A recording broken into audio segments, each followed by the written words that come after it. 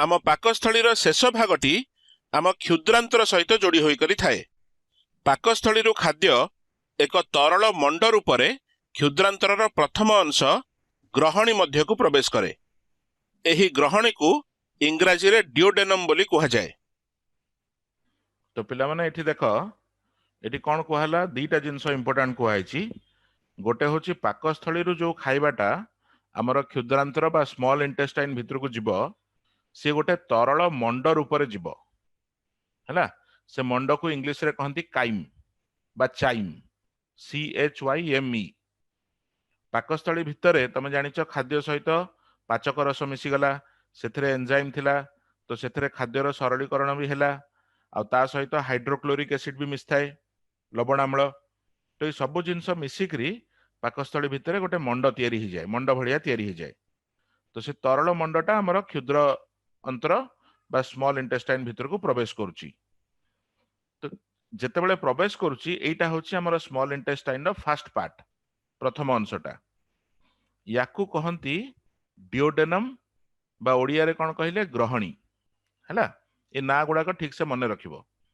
तो एठी देखिबा गत क्लास रो पाठ तमर मन अछि कि नहीं। पाकस्थली आउ ग्रहणी या मझिरे जो द्वारटा रही यार ना कौन देखिबा कार मन अछि। पाकस्थली आउ ग्रहणी ता मझिरे एई जो द्वार रही जो बाट देकी पाकस्थली रु तरल मंड ग्रहणी भितर को जाउची, डिओडेनम भितर को जाउची, सेई पार्ट रो बा सेई द्वार रो ना कौन कार मन अछि देखिबा।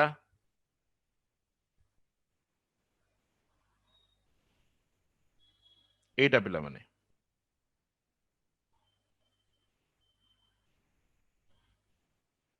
हाँ करेक्ट ठीक अच्छे मन अच्छे तुम के जन याडू साडू उत्तर दौच एबे भी।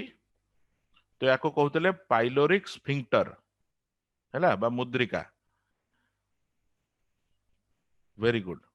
तो ठीक मन अच्छी। तो एबे देखो जो ग्रहणी भितर को खाद्य प्रवेश करे सेठी खाद्यर कौन हुए। तो आस वीडियो को कंटिन्यू करबा। आम ग्रहणी भितर को दुई प्रकार रस निःसृत हुए एवं ताहा आसी खाद्य सह मिसे। एथिरु प्रथम रसटी अग्नाशय बा पैनक्रियाज रु आसे, सेथिपई ताको अग्नाशय रस बा पैनक्रियाटिक जूस बोली कहा जाए। एवं द्वितीयटी आम जकृत बा लिभर रु आसे। जकृत रु एही जो रस आसी ग्रहणी मध्य प्रवेश करे ताकू पित्त बा बाइल बोली कहा जाए। तो पिला माने देखुच जेतेबेले खाद्य आसिकी हमर ग्रहणी रे प्रवेश कला बा डिओडेनम रे प्रवेश कला सेठी डिओडेनम रे दी प्रकार रस एठी क्षरित हुए। गोटे रस क्षरित होची एइथुरु ए अंगटार ना हेउची पैनक्रियास बा ताकू ओडिया रे कहबा अग्नाशय हैला। तो अग्नाशय रु गोटे प्रकार रस क्षरित हेकी आसिला। तो जेहेतु सी अग्नाशय रु क्षरित हेउची सेई रसर ना आमे कहूचे अग्नाशय रस बा पैनक्रियाटिक जूस। आउ गोटे प्रकार रस सी क्षरित होची लिभर रु बा जकृत रु। तो जकृत रु ए जो रस क्षरित हेकी डिओडेनम को आसुची तार ना हला पित्त, पित्त बा बाइल हैला। तो ए दी प्रकार रस एठी मिसुची ना। ए रस गुडाकर काम कौन हेतिबो से गुडा भी गोटे प्रकार पाचक रस। एई जो खाद्य मंड आकार रे पाकस्थली रु ग्रहणी भितर को आसी डिओडेनम भितर को आसीची से खाद्य को आहुरी सरलीकृत करबा पई भल भाबरे हजम करबा पई एई सब रस कार्य करथाय। तो ये अंग गुडाकर ना सेथुरु कौन रस प्रवाहित होउची से रस पाक क्रिया केउ जगार कराउची माने केउ जगार सेटा क्षरित होउची एटा टिके ठीक से मन रखिबा दरकार हैला। तो वर्तमान आस वीडियो रे आकु कंटिन्यू करबा कोन अछि देखिबा। एही पित्तरे कोनोसी एंजाइम न थाए, मात्र यह स्नेहसार जातीय खाद्यर अवद्रवीकरण बा इमल्सिफिकेशन कराई थाए। तो पिला माने देखो एई जो दी प्रकार रस हमर आसिला सेथुरु गोटे आमे कहिले कोन अग्नाशय रस जोटा पैनक्रियास रु आसुची पैनक्रियाटिक जूस। ए अग्नाशय रस रे विभिन्न प्रकार एंजाइम थाए आ से एंजाइम गुडाकर काम कोन से माने खाद्यर जो विभिन्न प्रकार थाए जमति तुमे आगरु शिखिच पुष्टिसार स्नेहसार श्वेतसार एमती विभिन्न प्रकार खाद्य आम खाऊे। तो से सब जटिल खाद्य को पुष्टिसार स्नेहसार श्वेतसार एगुड़ाक जटिल अवस्था थाए। तो तार सरलीकरण प्रक्रिया रे ए एंजाइम सब काम करे। को एंजाइम जो गुड़ाक आमर पैनक्रियाटिक जूस रे अच्छी बा अग्नाशय रस रे अच्छी।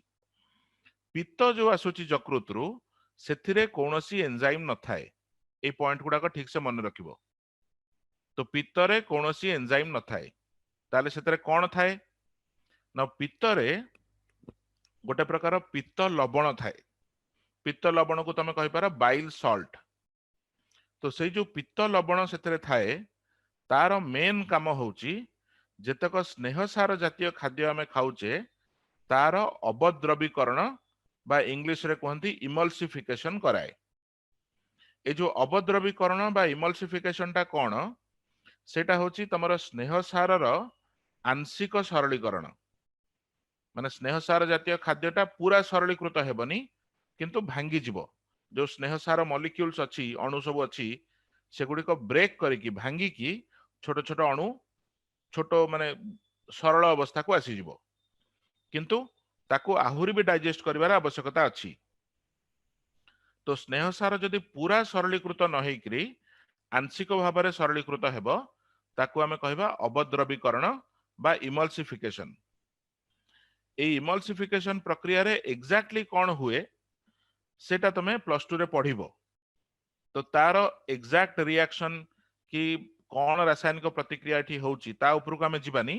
आमे केवल एतिकी बुझिबा इमल्सिफिकेशन बा अवद्रवीकरण माने हैला स्नेहसार जातीय खाद्यर आंशिक सरलीकरण। तो सेटा किए कराउची सेटा बाइल रे थिबा बाइल सॉल्ट पित्तरे जो पित्त लवण रही बाइल सॉल्ट सी कराउची। ओके तो ये पॉइंट गुड़ा ठीक से मन रखिबो। पित्तरे कोनोसी एंजाइम न थाए। एंजाइम केवल अग्नाशय रस रे थाए आ पित्तरे पित्त लवण थाए आ दीटा जाकर काम अलग अलग। तो वर्तमान देखिबा वीडियो रे आकु कंटिन्यू करिबा। एही प्रक्रिया रे स्नेहसार जातीय खाद्य सरलीकृत होइथाए। अग्नाशय रसरे विभिन्न प्रकार एंजाइम एवं सोडियम हाइड्रोजन कार्बोनेट जातीय क्षार थाए। तो पिला माने देखो एठी जोटा कहली तुमको अग्नाशय रसरे कौन थाए। तो अग्नाशय रसरे विभिन्न प्रकार एंजाइम थाए आ ता सहित सोडियम हाइड्रोजन कार्बोनेट एई नार गोटे क्षार भी थाए। तो देखिबा पिला माने एठी आगो को डिस्कशन नबा आगुरु मोर गोटे छोटिया प्रश्नर उत्तर दियो। ए जो सोडियम हाइड्रोजन कार्बोनेट दिया हेची फॉर्मूला जो नाटा देखुछ सोडियम हाइड्रोजन कार्बोनेट तार फॉर्मूला कौन हेबो देखिबा किए जानिछ। सोडियम हाइड्रोजन कार्बोनेट रो फॉर्मूला बा संकेत कौन हेबो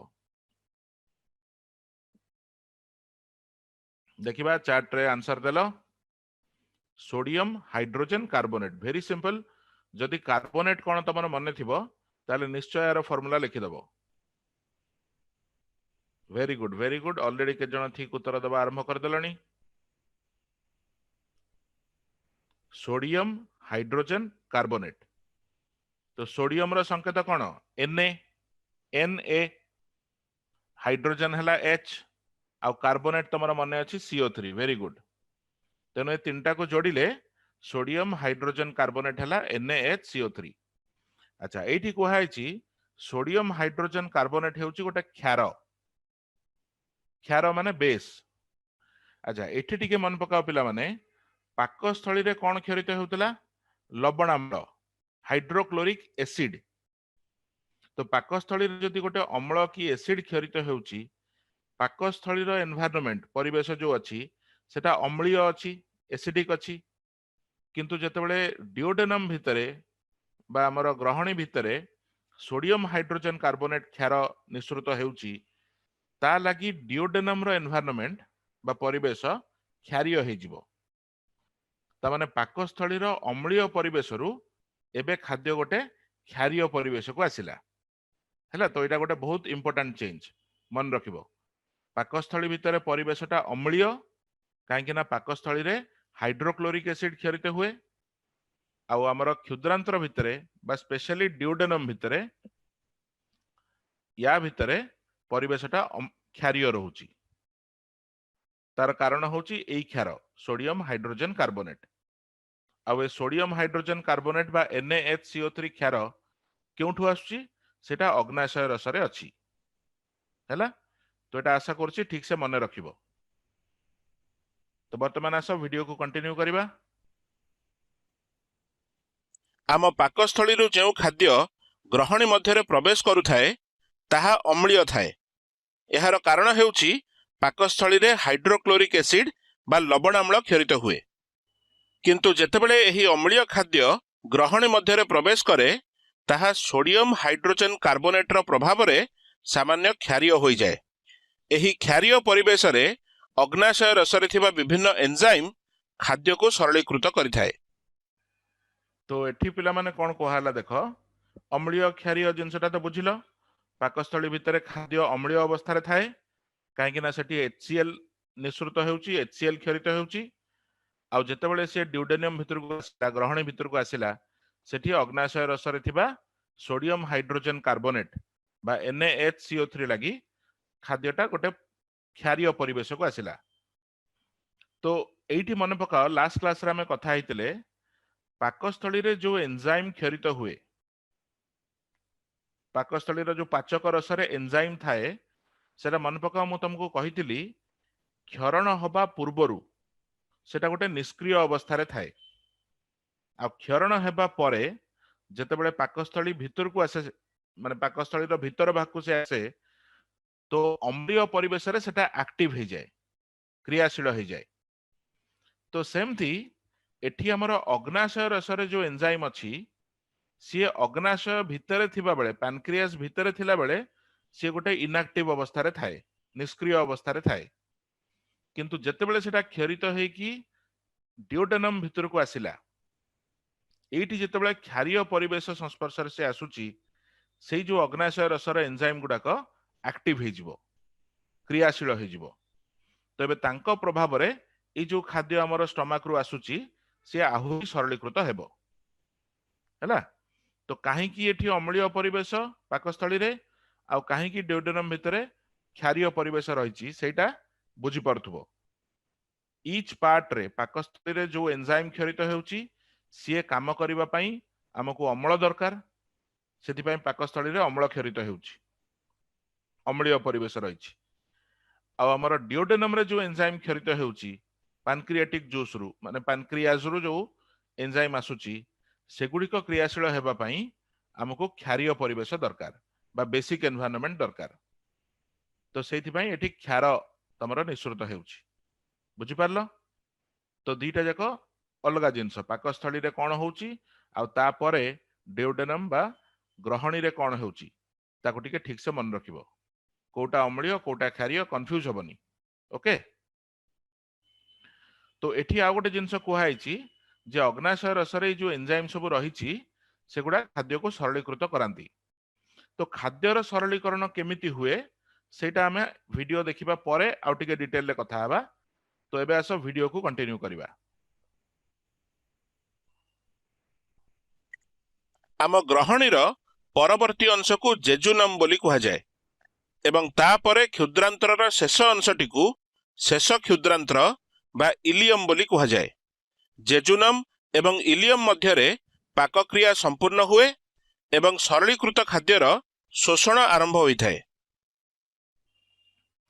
तो पिला मन देखिलो हमर क्षुद्रांतर तीनटा अंश रहिला गोटे हला ड्यूडेनम बा ग्रहणी तापर अंशटा होची जेजुनम आउ लास्ट अंशटा होची इलियम।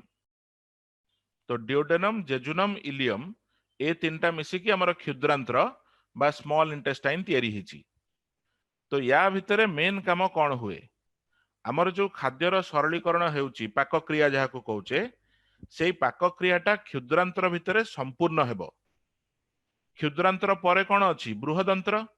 तो बृहदंत्र भितरे आउ खाद्यर सरलीकरण किछि हबनी तार कारण हेउची बृहदंत्र रे कोनोसी एंजाइम न थाए।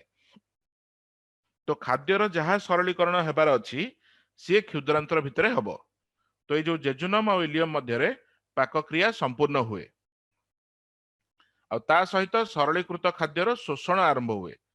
आमे खाद्यटाକୁ कौन पाई सरल अवस्था को आणुचे तार शोषण करिकी खाद्य को आम शरीर प्रति कोषरे नहीं पहुंचाई पारिबा सेटा होची लक्ष्य। तेणु खाद्यर ये जो शोषण प्रक्रियाटा आमर जेजुनम एवं इलियम रु स्टार्ट हुए माने सेठी हुए एटा प्राइमरीली। ओके जेजुनम एवं इलियम र भीतर आच्छादन रे बहुत अधिक संख्यार अंतर अंकुर बा भिलाई रही थाए। तो पिला माने ये जो चित्र देखुच एटा होची तुमर क्षुद्रांतर भीतर अंश। क्षुद्रांतर जानिच गोटे छोट ट्यूब परी पतला ट्यूब परी जिनसटा ना गोटे ट्यूब को मोड़ी मोड़ी करी रखिले सी जो आकार देखा जिवो आमर क्षुद्रांतर भी सेही भली। तो क्षुद्रांतर भीतर को जदि पळेइबो एटा से ट्यूब रो भीतर भाग ताले एठी देख तमर क्षुद्रांतर जो कांथ अछि एटा गोटे कांथ तो सेही कांथरे माने एटा शेपटा पूरा प्लेन नुह एठी लक्ष्य कर एटा केमती भांगी भांगी हेकरी रहिछि कांथटा। तो एई जो भांगी भांगी हेकरी रहिछि कांथ एई अंश गुडी को अंतर अंकुर बा भिलाई बोली कुहा जाए। तो एमती क्षुद्रांतर इनर वाल बा भीतर पट कांथरे एमिति बहुत संख्यार अंतर अंकुर सब रहिछि। तो ये जो अंतर अंकुर की भिलाई थिले लाभ कौन एटा जदि पूरा सीधा थांता ताहले एठी क्षेत्रफल जहा हेई थांता माने भीतर कांथर क्षेत्रफल जहा हेई थांता अंतर अंकुर सब रहिले से क्षेत्रफल बहुत गुणरे बढ़ी जाए। तो जदि एठी भीतर कांथर क्षेत्रफल बहुत गुणरे बढ़ी गला ता माने खाद्यर जो सरलीकृत खाद्य या भितर जाउची सीए तुमर इंटेस्टाइन सहित भलरे संस्पर्श रे आसीबो माने से खाद्यर अवशोषण एठी हबो ना कथा हेले। तो खाद्य जेतले शोषित हेबो जदि एठी हमर कांथर क्षेत्रफल कम थिबो ताहले खाद्यर शोषण सेते भलरे हेई परिबनी। किंतु एई जो भिलाई की अंतर अंकुर लागी कांथर क्षेत्रफल बहुत बढ़ी जाउची तो सेति पई खाद्यटा बहुत भलरे शोषण हेई पारुची। तेणु भिलाई गुड़िकर प्राइमेरी काम कौन से माने खाद्यर शोषण प्रक्रिया को बहुत एफिशिएंट करती खाद्यर शोषण बहुत भल भाव से माने करती। ओके एही अंतर अंकुर जरिया रे खाद्यर अवशोषण होइथाए। खाद्य एठारे अवशोषित हेबा परे एहा रक्त द्वारा बाहित होई यकृत रे पहुंचे एवं तापरे यकृत रु एहा शरीरर विभिन्न अंश रे पहुंची थाए। तो पिला माने देखिलो एई जो हमर क्षुद्रांतर भितरे खाद्य शोषण हेउची बा अब्जॉर्प्शन हेउची ताको शोषण बा अवशोषण बोली कहि पारो। तो खाद्यटा क्षुद्रांतर रु अब्जॉर्ब हेकी कुआडे जीवो से सीधा सीधा हमर कोषरे जाकी पहुंचुनी। तो खाद्य जो शोषित हेउची से प्रथमे रक्त रे मिसिबो हमर क्षुद्रांतर चारिपटे बहुत गुड़िए रक्तवाहिका नली सब रही तो से रक्तवाहिका नली रे खाद्य जाकी मिसिला सेठू रक्त प्रवाहित होगी जीव यकृत को बा लिभर को। लिभर रे सेई खाद्यर किछि अंश स्टोर हेकी रहे लिभर भितरे हमर खाद्यर किछि अंश एटी गच्छित हेकी रहे जो थुरु दरकार पड़ले हमें परे शक्ति पाई परिबा। बाकी जो एसेंशियल खाद्य अछि जोटा हम शरीर सबु कोष को दरकार सेटा पुणी रक्त द्वारा प्रवाहित हेकी शरीर समस्त कोष रे जाकी पहुंचे हैला।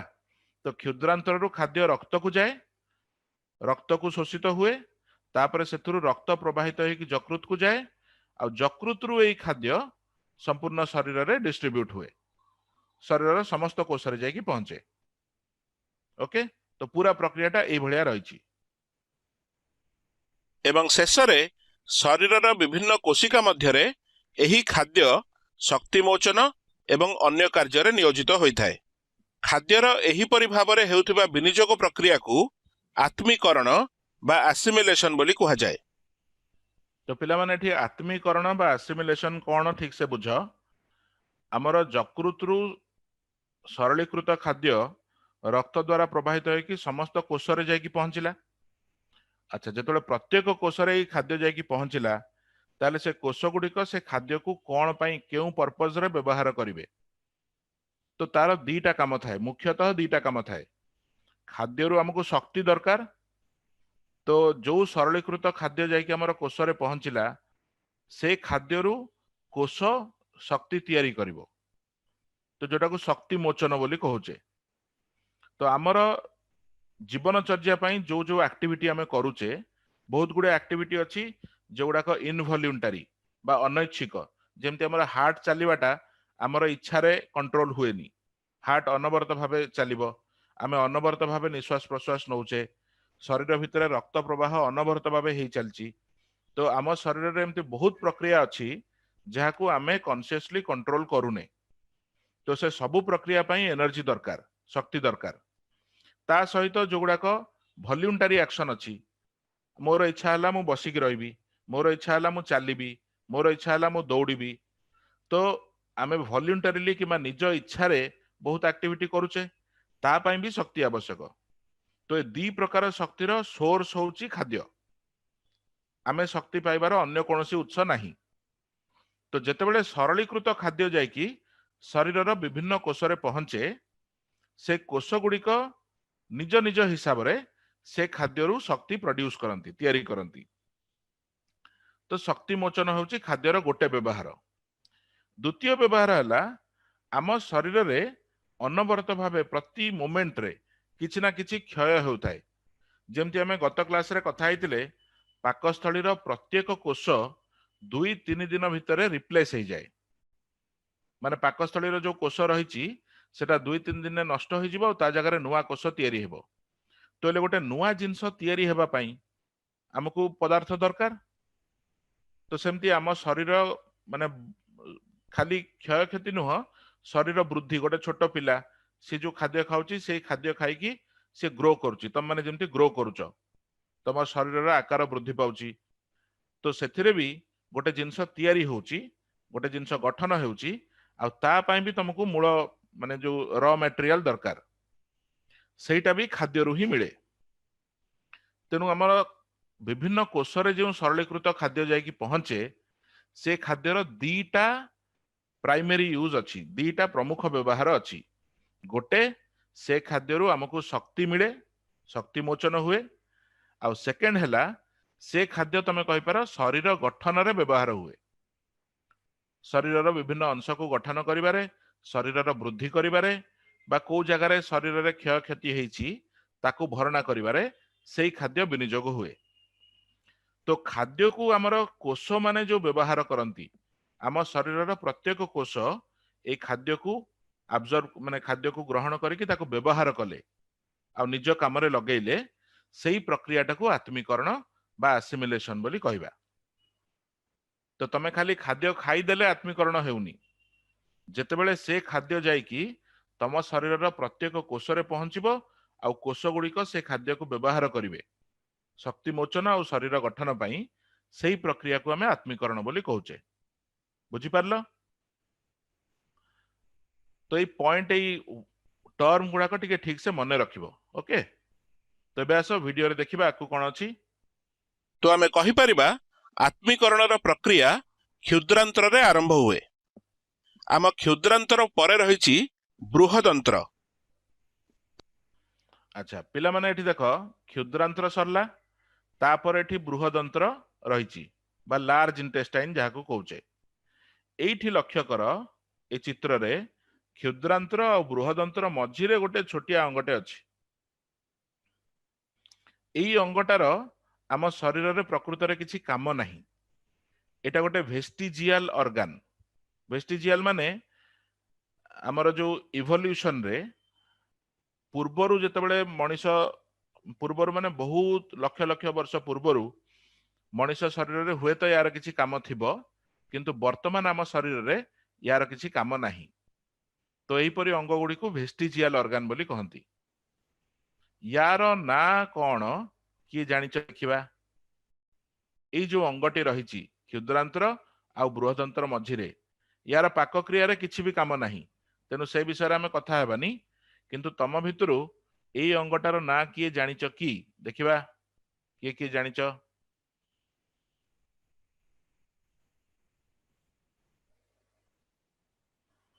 निश्चय तार ना शुणिथिबो। हाँ, गुड गुड, के जन ठीक उत्तर देलणी। Correct appendix.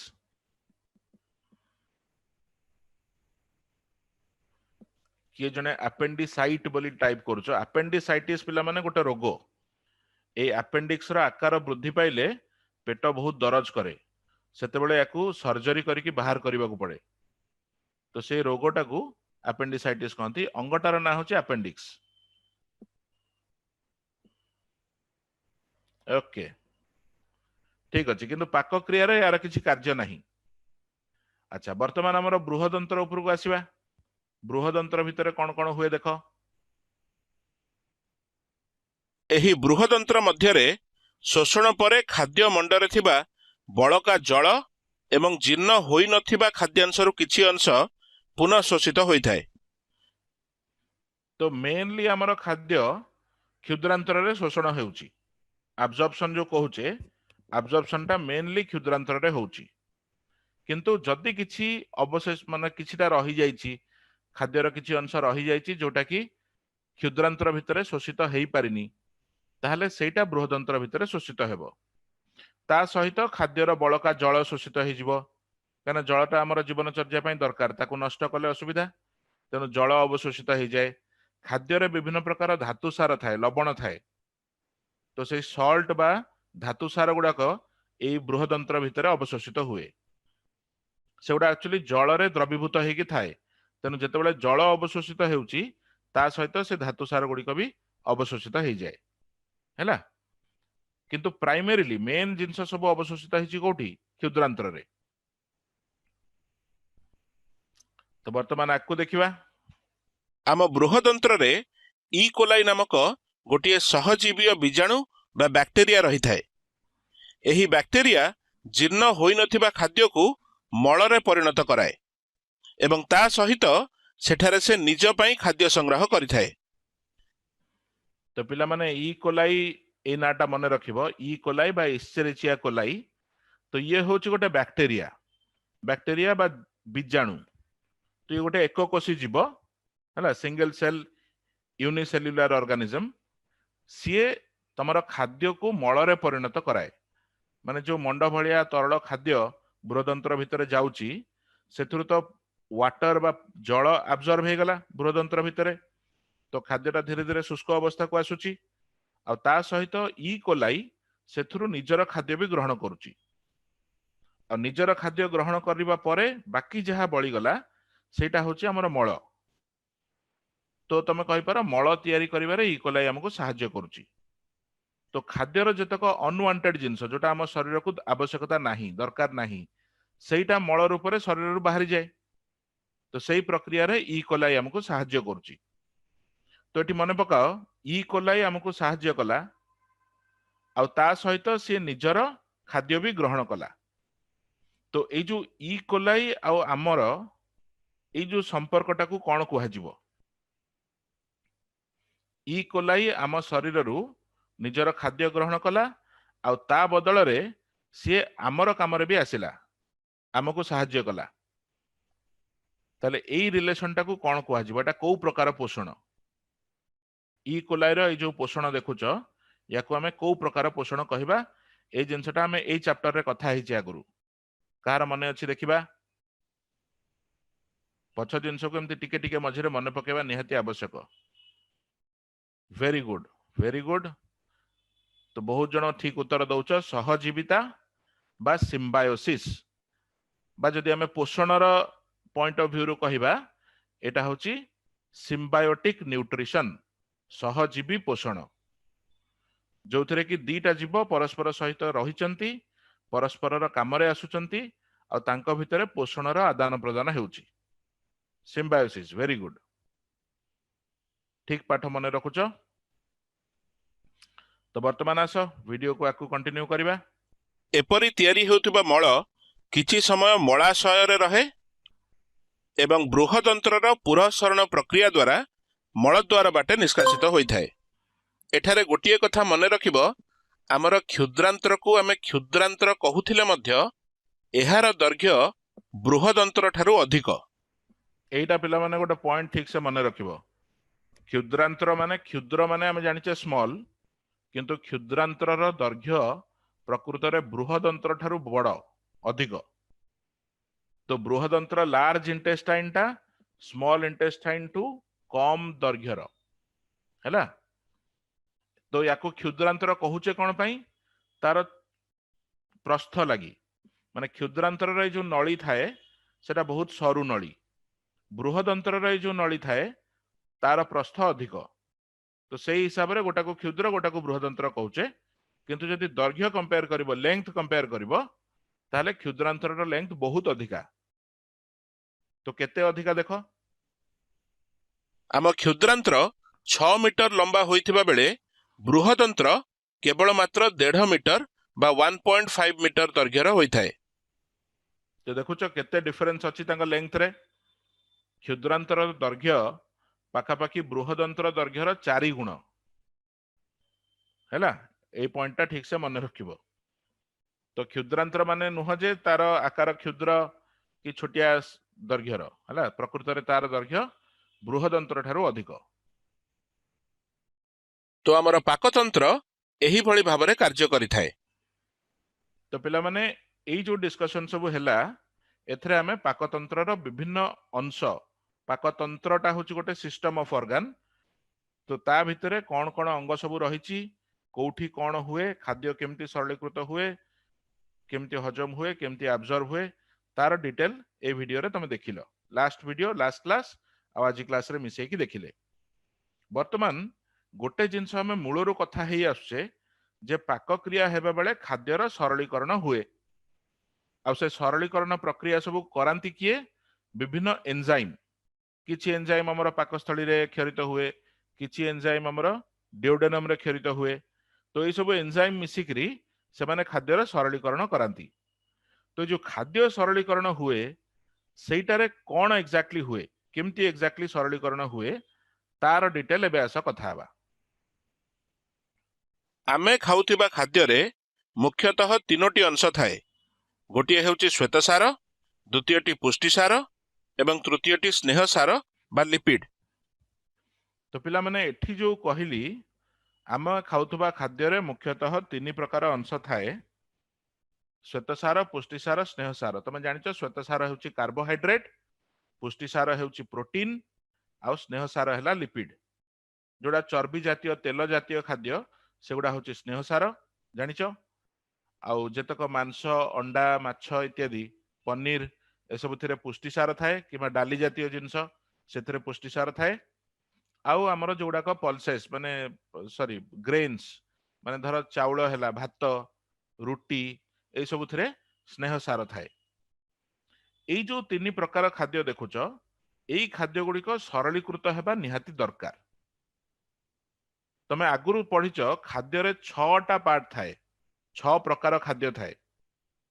ମନେ ପକାଅ, ଏଠି ତ 3ଟା ଆମେ ଲେଖିଛେ, ଶ୍ୱେତସାର, ପୁଷ୍ଟିସାର, ସ୍ନେହସାର। ଆଉ 3ଟା କଣ ଥିଲା? କାର କାର ମନେ ଅଛି ଦେଖିବା, ଟାଇପ କଲ।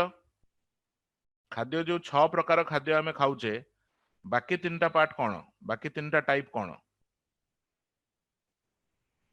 ଶ୍ୱେତସାର, ପୁଷ୍ଟିସାର, ସ୍ନେହସାର, ୟାକୁ ଛାଡିଲେ ଆଉ କଣ କଣ ପ୍ରକାର ଖାଦ୍ୟ ଆମେ ଖାଉଛେ ବା ଆମକୁ ଦରକାର, ସେଟା ଆବଶ୍ୟକ? କାର ମନେ ଅଛି? ଗୋଟେ ଯୋଡେ ଯାହା ମନେ ପଡୁଛି ଟାଇପ କର ଦେଖିବା। ୟେସ୍, ୱାଟର ବା ଜଳ ନିହାତି ଆବଶ୍ୟକ। Vitamin, very good. ଆଉ ଗୋଟେ ରହିଗଲା, ଓକେ, ଠିକ ଉତ୍ତର ଦେଲ, ଧାତୁ ସାର, ଧାତୁ ସାର ବା ମିନେରାଲ୍ସ। ତ ପିଲାମାନେ ଦେଖ, ଏଠି ମୁଁ 3ଟା ହିଁ ନେଇଛି। ଏଠି ମୁଁ ଜଳ, ଭିଟାମିନ୍ ଆଉ ଧାତୁ ସାର ନେଇନି। କଣ ପାଇଁ ନେଇନି? ଜଳ, ଧାତୁ ସାର ଆଉ ଭିଟାମିନ୍ ଅଲରେଡି ସରଳୀକୃତ ଅବସ୍ଥାରେ ଅଛି। ତ ଯୋଉଟା ଅଲରେଡି ସରଳୀକୃତ ଅବସ୍ଥାରେ ଅଛି ସିଏ ସିଧାସଳଖ ଶୋଷିତ ହେଇଯିବ। ତ ଆମ ଖାଦ୍ୟରେ ଯୋଉ ଭିଟାମିନ୍ ଅଛି, କି ଜଳ ଅଛି, କି ଧାତୁ ସାର ଅଛି, ସେଗୁଡିକ ଆଉ ସରଳୀକୃତ ହେବା ଦରକାର ନାହିଁ। ତାଙ୍କ ପାଇଁ କୌଣସି ଏନଜାଇମର ଆବଶ୍ୟକତା ନାହିଁ। ସିଏ ସିଧାସଳଖ ଆମର କ୍ଷୁଦ୍ରାନ୍ତରରେ ଆବଜର୍ଭ ହେଇଯିବ, ସେ ସିଧା ରକ୍ତରେ ମିଶିଯିବ। କ୍ଷୁଦ୍ରାନ୍ତର, ବୃହଦନ୍ତ୍ର, ୟା ଭିତରେ ସେ ସିଧାସଳଖ ରକ୍ତରେ ମିଶିବ। ତେଣୁ ତାଙ୍କ ପାଇଁ ଆମକୁ କୌଣସି ଏନଜାଇମର ଆବଶ୍ୟକତା ନାହିଁ। ତ ପ୍ରକୃତରେ ପାକକ୍ରିୟାରେ ସରଳୀକରଣ ହେଉଛି କୋଉ ଖାଦ୍ୟର? ଏଇ 3ଟାର, ଶ୍ୱେତସାର, ପୁଷ୍ଟିସାର, ସ୍ନେହସାର। ସେଥିପାଇଁ ଆମେ କେବଳ ଏଇ 3ଟା ନେଇଛେ। ତ ଏବେ ଏମାନେ ସରଳୀକୃତ ହେଲେ କଣ ହୁଏ?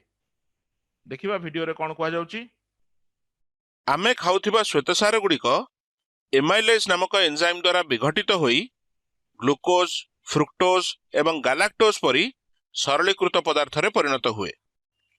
सेहीपरि खाद्य थिबा पुष्टिसार गुड़िक प्रोटीएज नामक एंजाइम द्वारा विघटित होई एमिनो एसिड रे परिणत हुए एवं स्नेहसार गुड़िक लाइपेज नामक एंजाइम द्वारा सरलीकृत होई सेथिरु फैटी एसिड एवं ग्लिसेरॉल परी पदार्थ मिले। तो पिला माने एई लिस्ट को टिके मन रखिया चेष्टा करिवो। श्वेतसार जातीय खाद्य को डाइजेस्ट कराए बा सरलीकृत कराए एमाइलेज नामक गोटे एंजाइम। एमाइलेज रो प्रभाव रे जो श्वेतसार रो जटिल मॉलिक्यूल सब अछि सेगुडा को विघटित हेकि ग्लूकोज, फ्रुक्टोज, गालाक्टोज एमती विभिन्न प्रकार सरलीकृत पदार्थ मिले। आउ एई जो ग्लूकोज, फ्रुक्टोज, गालाक्टोज मिलुची एई गुडी को हम रक्त रे डायरेक्टली मिसी परिबो। याकू हमर शरीर रे माने क्षुद्रांतर रे एई गुडा को शोषण हेकि रक्त रे मिसी परिबो। डायरेक्ट श्वेतसार मिसी पारुनी।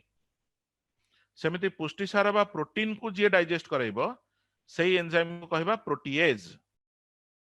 एठी गोटे कथा जानि थाओ पिला माने ए जो प्रोटीएज, लाइपेज एंती लिखा आइची जोटा एंजाइम रो ना बोली तमे भाबुचो सी प्रकृत रे गोटे एंजाइम नुह।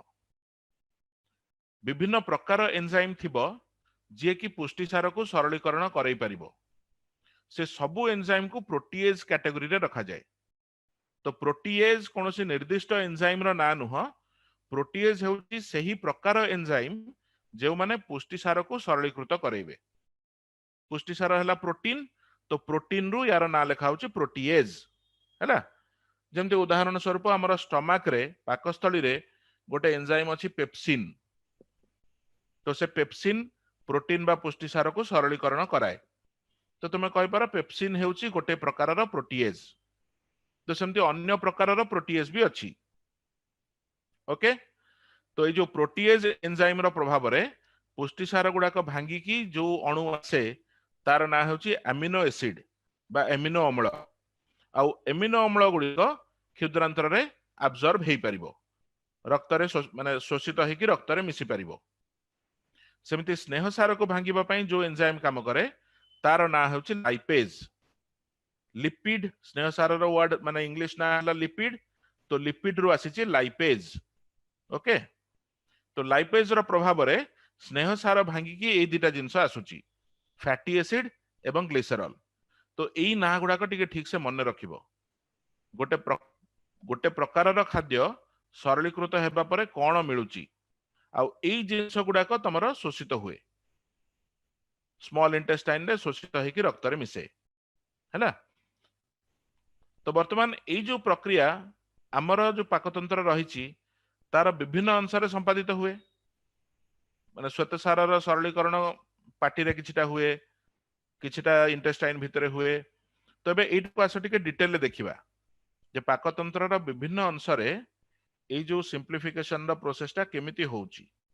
आमे देखिबा हमर पाकतंत्र रो विभिन्न अंश रे एई जो सरलीकरण केमिति कोन हुए। तो ए पॉइंट गुडा को टिके मन रखिबा जिंस मु तुमको तार समरीटा कहि दउची। तो हमर पाकतंत्र रो फर्स्ट पार्ट थिला मुख गह्वर बकाल कैविटी। तो मुख गह्वर भितरे गोटे लाळ ग्रंथि रहिछि, आमे कथा आइतिले से लाळ ग्रंथि रु ए टायलिन नामक गोटे एंजाइम क्षरित हुए।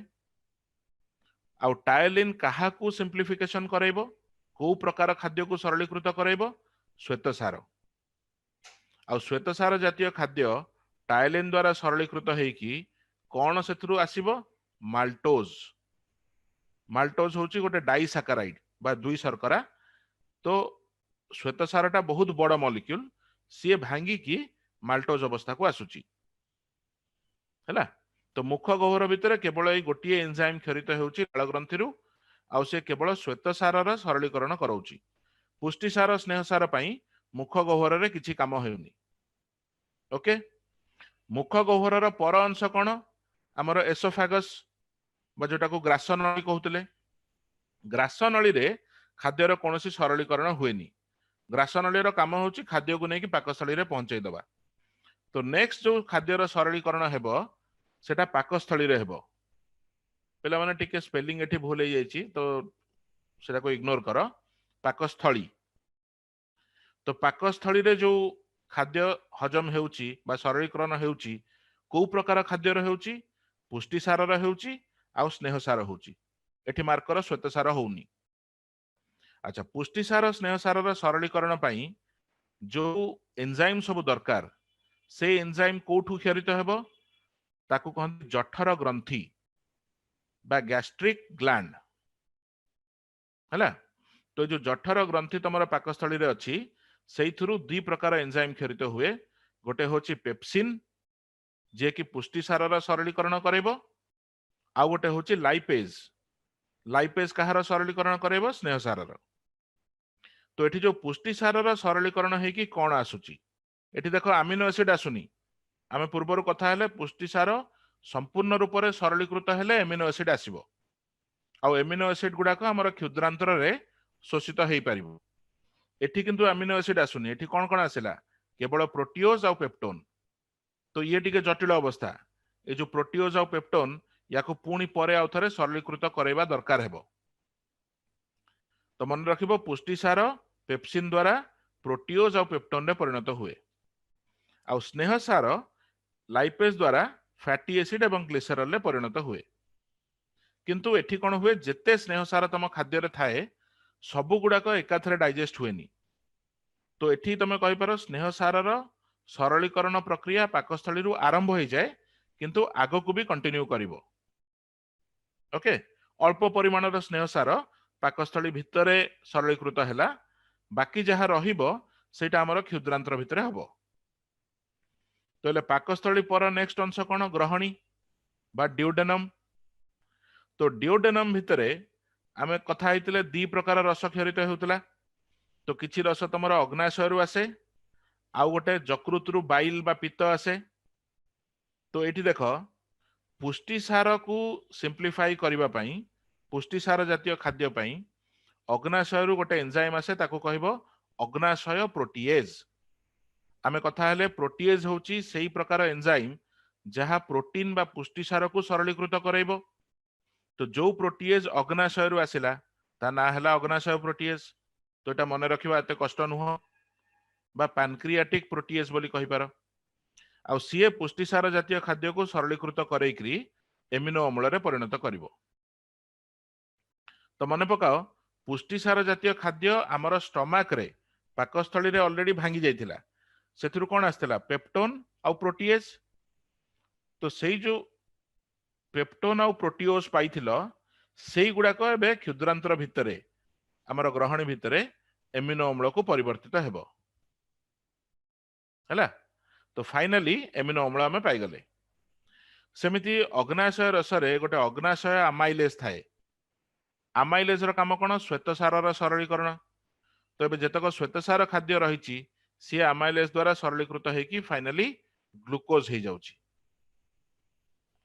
सेमिति जकृत रु जो पित्त लवण आसुतला पित्त क्षरित हेउतला सी कोन करौतला आमे कथा हैचे स्नेहसार अवद्रवीकरण कराए माने स्नेहसार को भांगी देइकरी आंशिक भावे सरलीकृत करे। एई जो अवद्रवी हेई सारिबा परे माने अवद्रवीकरण हेई सारिबा परे जो जिनस पाइच सेटा पुणी ब्रेक हेकी पुणी तार सरलीकरण हेकी सेथुरु फैटी एसिड और ग्लिसरल पाइबा। तो से सरलीकरण को किए करेबो अग्नाशय रु आसुथिबा अग्नाशय लाइपेज। तेणु अग्नाशय रसरे मार्कर तीन प्रकार एंजाइम अछि प्रोटीएज अछि अमाइलेज अछि एवं लाइपेज अछि। तेणु अग्नाशय रसरु जो एंजाइम सब क्षरित हैला से माने पुष्टिसार श्वेतसार स्नेहसार सबु प्रकार खाद्यर सरलीकरण करांती। ओके अच्छा ग्रहणी परे तमर जेजुनम और इलियम अछि क्षुद्रांतर भितरे। तो से जेजुनम और इलियम भितरे आमर क्षुद्रांतर जो कांथ अछि ता भितरे सब आंतरिक ग्रंथि थाए बा इंटेस्टिनल ग्लैंड्स। तो से आंतरिक ग्रंथि रु आंतरिक प्रोटीएज आंतरिक अमाइलेज आंतरिक लाइपेज ए भलिया एंजाइम सब क्षरित हुए। आउ एई एंजाइम गुडाकर काम कोन आमर जेतिकी खाद्य सरलीकृत न हेकी रही जाइछि हुए तो आमर ड्यूडेनम बा ग्रहणी भितरे किछि पुष्टिसार सरलीकृत न हेकी रही जाइथिबो। तो बाकी जो पुष्टिसार बळिछि ताकू से आमिल अम्ल रे परिणत कराइबो। बाकी जो श्वेतसार बळी जाइछि ताकू ग्लूकोज रे परिणत कराइबो। बाकी जो स्नेहसार जातीय खाद्य रही जाइछि ताकू फैटी एसिड एवं ग्लिसरॉल रे परिणत कराइबो। तमाने खाद्यर लास्ट सिंप्लिफिकेशन शेष सरलीकरण प्रक्रिया तमरा जेजुनम इलियम रे होउछि। आ कहा द्वारा होउछि ए जो आंतरिक प्रोटीएज, आंतरिक अमाइलेज और आंतरिक लाइपेज से सब कोठु क्षरित होउछि आंतरिक ग्रंथिरु जोगुडा को हमर अंतर माने क्षुद्रांतर वाल कांथ भितरे अछि। तो एई प्रकार देखुच आमर पाकतंत्र चारिटा अंशरे अलगा अलगा मुख गह्वर किछिटा डाइजेशन हैला, बाकी किछि डाइजेशन पाकस्थली रे हैला, बाकी किछि सरलीकरण आमर ड्यूडेनम बा ग्रहणी भितर हैला एवं लास्ट को किछि सरलीकरण जेजुनम इलियम रे होउछि। जेजुनम इलियम परे कोन अछि बृहदंत्र। बृहदंत्र भितरे आउ एमती कोनोसी एंजाइम क्षरित हुएनी। तेणु बृहदंत्र भितरे खाद्यर सरलीकरण आउ हुएनी। बृहदंत्र काम कोन लास्ट को जो जल रही जाइछि कि किछि धातु सार रही जाइछि सेगुड़िक शोषित हेबो हैला। तो एपरि भाबे पाकतंत्र विभिन्न पार्ट रे कौन कौन एंजाइम क्षरित होउछि, को एंजाइम रो काम कौन एटा बही रे भी तमरा दिया जाइछि। पुराना बही रे पिला माने एटा नथिला बधे, नुआ बही रे इंक्लूड हेछि। तो ए जो टेबल गुडा को टिके लेखिकी रखि दबो हेले तमरा प्रॉपर्ली मने रहि जिवो कोठी कौन एंजाइम आसुछि से कौन करौछि। ओके, तो वेरी इंपोर्टेंट। तेबे हमर ए जो पाकतंत्र उपरे जहा जहा डिस्कशन कले ता उपरे गोटे जोड़े सरल प्रश्नर उत्तर देले देखिबा। तो देखिबा ए प्रश्नटार उत्तर मते कहिलो कोन हबो।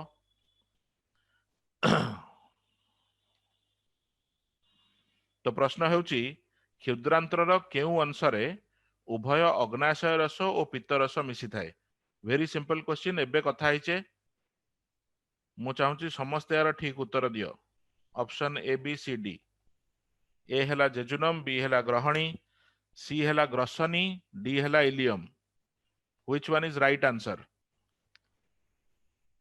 क्षुद्रांतर केउ अंशरे उभय अग्नाशय रस और पित्त रस मिसी थाए। Very good. किंतु के जण केयरलेसली भूल उत्तर दउच। अग्नाशय रस पैनक्रियाटिक जूस पैनक्रियाज रु आसे, पित्त रस यकृत रु आसे। एबे कथा हेतिले जो माने भूल उत्तर दउच तार अर्थ तुम माने टिके ध्यान देकी सुनुन। ओके, तो राइट आंसर इज बी। जो माने बी उत्तर देइच वेरी गुड। तम माने हमें जानिलु ध्यान देकी सुनुच। ग्रहणी बा तार इंग्लिश होची कोन डिओडेनम सेठी आसी की मिसे। डिओडेनम रो परवर्ती अंश होची जेजुनम, तापरटा होची इलियम। आ ग्रसनी तमरो क्षुद्रांतर भितर नाही। तेनो आंसर इज बी। अच्छा देखिबा आ गोटे सरल प्रश्न। खाद्य सरलीकृत हेबा परे अवशोषित होई रक्त द्वारा बाहित होई केउठी जाई पहुंची थाए। ऑप्शन ए अग्नाशय, ऑप्शन बी यकृत, ऑप्शन सी बृहदंत्र, ऑप्शन डी पाकस्थली। कार मने अछि देखिबा। एटा समस्त मने अछि। Very good. तो राइट आंसर इज बी यकृत लिवर। सरलीकृत खाद्य अवशोषित हेई प्रथमे रक्त द्वारा बाहित होई यकृत रे जाई पहुंचबो, तापर यकृत रु पूरा शरीर रे डिस्ट्रीब्यूट हेबो। यकृत रु पुणी रक्त द्वारा से बाहित होई शरीर रे समस्त कोष रे जाई पहुंचबो। Very good. तो आउ गोटे छुटिया प्रश्न देखिबा फटाफट। एटा लास्ट क्लास रो पाठर पचारुछि पिला माने। तो मनुष्य शरीर रे खाद्य को खाद्य नली भितर को एवं पवन को श्वास नली भितर को चालना करबा पई डैश रही थाए। कौन रही थाए? खाद्य को खाद्य नली भितर को पवन को श्वास नली भितर को चालना करबा पई केउ अंग कार्य करे? ए बी सी डी। अधिजिह्वा, ग्रासनली, ग्रसनी, लाल ग्रंथि।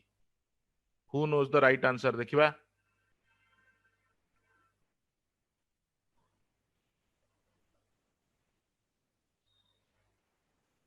खाद्यटा खाद्य नली भितर को जीवा दरकार आउ पवन बा आमे जो श्वास क्रिया रे पवन नौचे वायु ग्रहण करूचे सेटा हमर श्वास नली भितर को जाकी फुसफुस को जीवा दरकार तो ताको किए कंट्रोल करे तार बाटटा किए कंट्रोल करे कार मने अछि देखिबा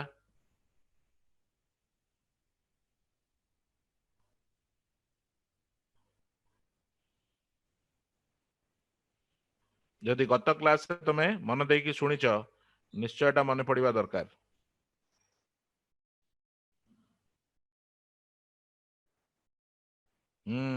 तामाने एई पार्ट टाको मिस करच बेसी ठीक उत्तर मु देखुनी एबे के जण ठीक उत्तर दबा आरंभ करच ओके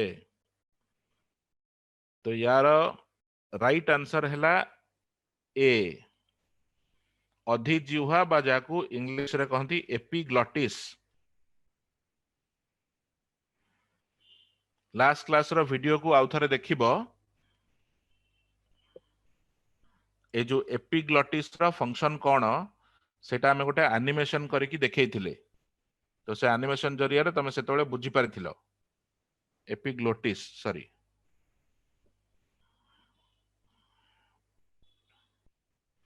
तो ताको अधिजिह्वा बोली कहंती से दीटा नली थिला ना श्वास नली आ खाद्य नली तार बाट गोटे माने गोटे नलीर बाट खोला रखिकी आ गोटे नलीर बाट को से बंद कर दिए तो जेतेबेले खाद्य ग्रहण करूच खाद्य नलीर द्वार खोला थिबो श्वास नली द्वार बंद थिबो जेतेबेले श्वास क्रिया करूच श्वास नलीर द्वार खोला थिबो खाद्य नली द्वार बंद थिबो हैला तो एपिग्लॉटिस ताको कंट्रोल करे बा अधिजिह्वा ओके तो लास्ट क्वेश्चन आजिर मनुष्यर पाकस्थलीर भीतर आच्छादन रु क्यों पदार्थ क्षरित होता है पाकस्थली रे कौन कौन क्षरण हुए एटा भी हमें लास्ट क्लास रे कथा आइथिले देखिबा कार कार मने अछि ऑप्शन ए बी सी एवं डी पाचक रस लवणाम्ल ना लाइपेज अमाइलेज सी हैला अमीनो अम्ल डी हैला पाचक रस गंधकाम्ल व्हिच वन इज करेक्ट पाकस्थली स्टमक रे कोटा क्षरित हुए पाचक रस लवणाम्ल लाइपेज अमाइलेज अमीनो अम्ल पाचक रस गंधकाम्ल ओके यार उत्तर बहुत जन ठीक देल तो राइट आंसर कौन पिला माने ए पाचक रस एवं लवणाम्ल होची HCl हाइड्रोक्लोरिक एसिड गंधकाम्ल होची H2SO4 ताको कहंती सल्फ्यूरिक एसिड तो एटा क्षरित हुएनी हैला हाइड्रोक्लोरिक एसिड HCl क्षरित हुए तो ताको लवणाम्ल बोली कहंती ता सहित पाचक रस बा गैस्ट्रिक जूस सेटा भी क्षरित हुए